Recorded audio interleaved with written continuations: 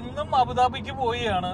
എൻ്റെ പൊന്നെ അമ്മേ, ഞാൻ നാളെ അമേരിക്കക്ക് പോവുകയാണ്. കാത്തോണേ, അതുപോലെ തന്നെയാണ് എനിക്കിപ്പോൾ അബുദാബിക്ക് ഇന്നും പോവുകയാണ്. കാത്തോണേന്ന് പറഞ്ഞാൽ ഫൈനിന്റെ കാത്തോണേന്നാണ് ഞാൻ പറയുന്നത്. കാര്യം എന്താണെന്നറിയില്ല.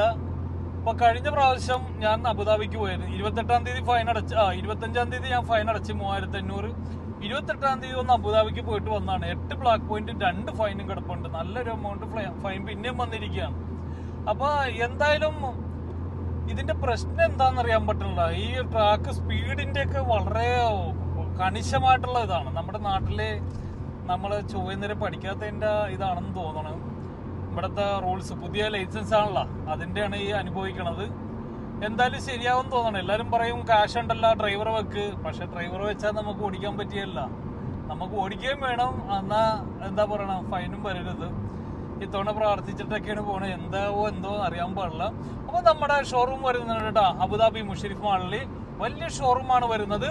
ഏറ്റവും ബിഗ്ഗസ്റ്റ് ഷോറൂമാണ് വരുന്നത്. 1800 സ്ക്വയർ ഫീറ്റോളം ഉള്ള വലിയ ഷോറൂമാണ് വരുന്നത്.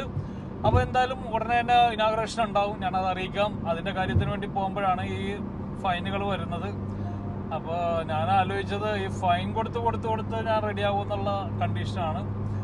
അപ്പൊ നമ്മുടെ ബൈക്കും നമ്മൾ ഡെലിവറി ആക്കാനായിട്ട് വന്നതാണ്. ഇത്തവണ ഇപ്പോൾ വന്നിരിക്കുന്ന അതിനായിരുന്നു. ബൈക്ക് ഓടിക്കണം, പക്ഷെ ഓടിക്കാൻ ജാക്കറ്റൊക്കെ ഇട്ട് അങ്ങോട്ട് ചെന്ന് ഡെലിവറി ആക്കാൻ ചെന്നപ്പോൾ ഭയങ്കര ചൂടാണ്, നടക്കുന്നില്ല.